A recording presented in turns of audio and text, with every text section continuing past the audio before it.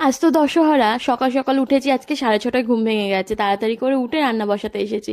কেননা আজকে তো ভাত খেতে নেই, ওই লুচি তরকারি করতে হবে তার জন্যই। আর ভাত তরকারি তো বসিয়ে দিলাম, নিজে নিজে হয়ে গেল, কিন্তু লুচি তরকারি তো সেটা না, এটাকে আমাকে করতেই হবে। কালকে রাত্রিবেলা দেখালাম না, চানাটা ভিজিয়ে রেখে দিয়েছিলাম, কাবলি ছোলা, তো সেটাই সকালবেলা আগে উঠে সিদ্ধ করতে বসিয়ে দিয়েছি। তো ওইখানে ওটা সিদ্ধ হচ্ছিল, আমি ততক্ষণে এইদিকে মশলা টশলাগুলো সব করে নিয়েছিলাম।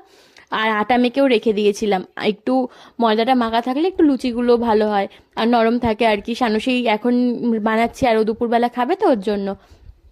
ওখানে দেখো আমার এটা তরকারিটা বানানো হয়ে গেছে, লুচিটাও ভেজে নিলাম। আর শানুকে সকাল সকাল খেতে দিয়ে দিয়েছিলাম, বলছিলাম যে তুমি কিছু খেয়ে যাও আর কিছু নিয়ে যাও।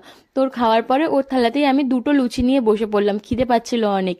আর তারপর শানু কাজে চলে গেল, আমি পড়াতে বসেছি। আর ম্যাক্সকে দেখো ওর খেলনা জিনিসটা নিয়ে কি করেছে, সব কুচি কুচি করে ছোট ছোট করে মানে কেটে কেটে ফেলে দিয়েছে। তো ওইটা গুছিয়ে, বিছানাটা গুছিয়ে, একটু চাল ছিল, চালগুলো রোদে দিয়ে দিলাম।